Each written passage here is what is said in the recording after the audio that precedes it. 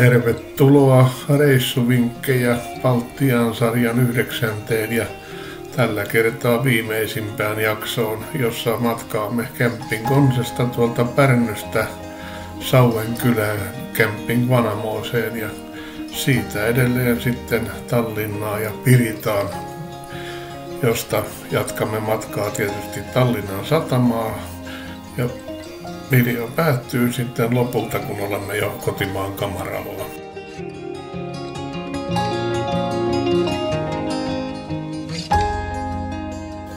Näitä kattohaikaranpesiä tässä saa sitten pongailla pitkin matkaa tuonne Tallinnaan mitä erikoisemmissa paikoissa.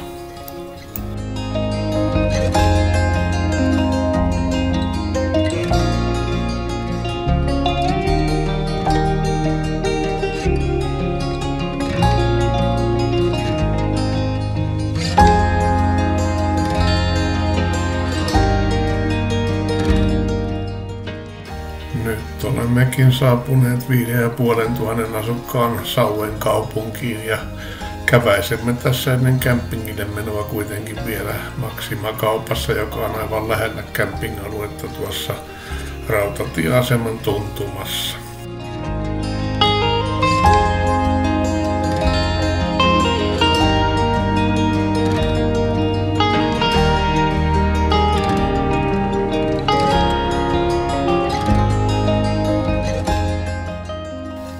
Tämän tasoylikäytävän ylitse joutuu menemään, kun menemme tuonne Camping Vanamoiseen. Siinä mielessä tämä on hyvä paikka myös, että täältä pääsee nopeasti junalla useita kertoja päivittäin Tallinnaan ja takaisin. Viimeisin juna taitaa sieltä tulla noin kello 23 vielä tänne Saueen.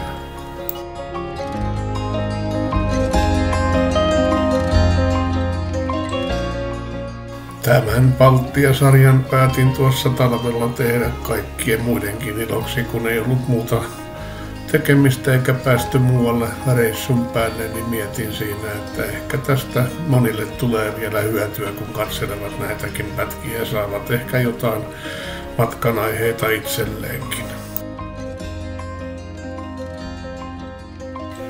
Alueellahan on sitten monenlaisia mökkiäkin vuokrattavana ja kaikki huoltorakennukset, saunat, keittiöt, WC, suihkutilat ovat aivan modernia ja nykyaikaisia. Tämähän on melko uusi alue.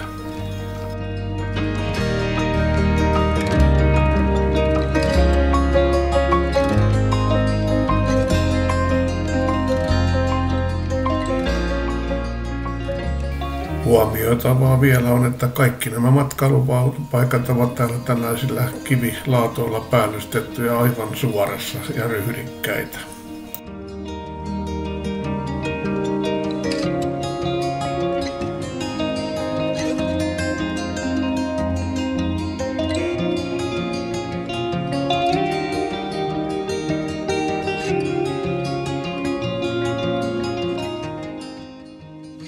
Nyt kuvissa näkyvä pieni uimalampi on tuossa saunarakennuksen yhteydessä ja onhan siinä hiekkapohjainen vesi ja kyllä siinä varmaan uimaakin pystyy. En tiedä sitten onko lähdepitoinen vai onko tämä joku tekolampi.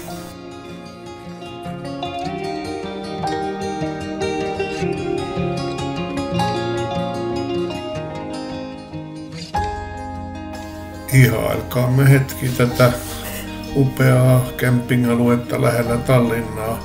Täältähän on Tallinnaan noin 30 kilometriä matkaa ja me olemme aina valinneet tämän paikan sen takia, kun täältä pääsemme aamuisin lähtemään laivalle hyvin. Ei tarvitse ajaa kuin tuo 30 kilometriä.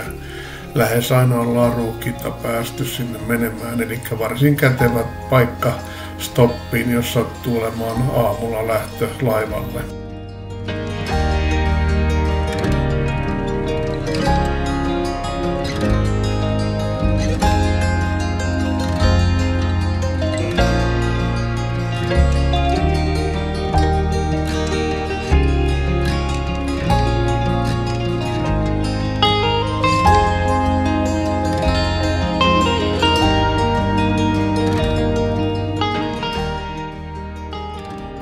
Nyt olemmekin autolla matkalla juuri Tallinnan satamaan aamuvarhaisella. Näitä läheisiä maalaisteitä ja nämähän ovat nykyisin aika hyvässä kunnossakin jo aikoinaan. Täällä päin oli kyllä tiet huonommassa kunnossa, mutta pikkuhiljaa täälläkin paranee kaikki. Vihreitä peltoja ja metsikköä toisella puolella, mikä on ajellessa.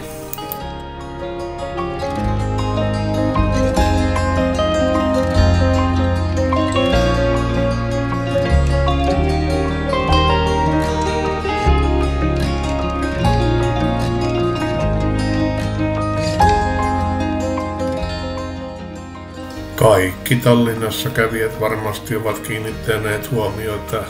Täällä rakennetaan koko ajan paljon. Niin kauan kuin me olemme täällä kulkeneet, niin aina täällä on nostureita pystyssä ja rakennetaan. Kesäaikana varsinkin tietyömaat ovat olleet joskus meidän hankaluutena.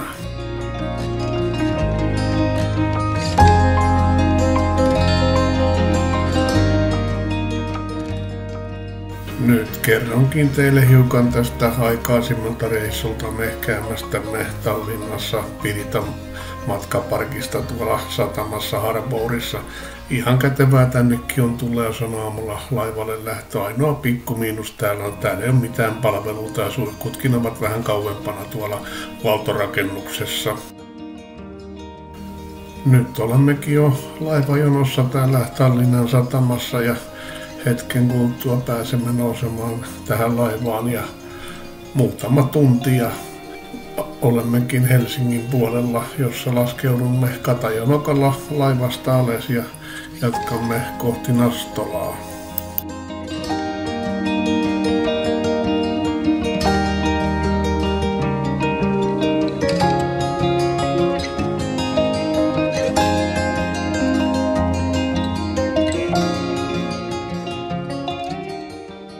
Nyt toivottelenkin kiitokset kaikille, ketkä olette kenties malttaneet seurata koko sarjan ja toivottavasti olette saaneet tästä jotain matkaideoita itsellenne ja vinkkejä. Sehän tällä oli tarkoitus.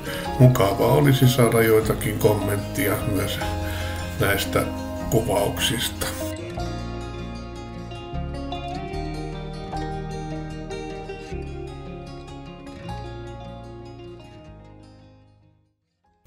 Jos pidit videosta, peukuta, tilaa kanava, lopuksi paina kelloa, niin saat heti tiedon uusimmasta videosta kanavallani.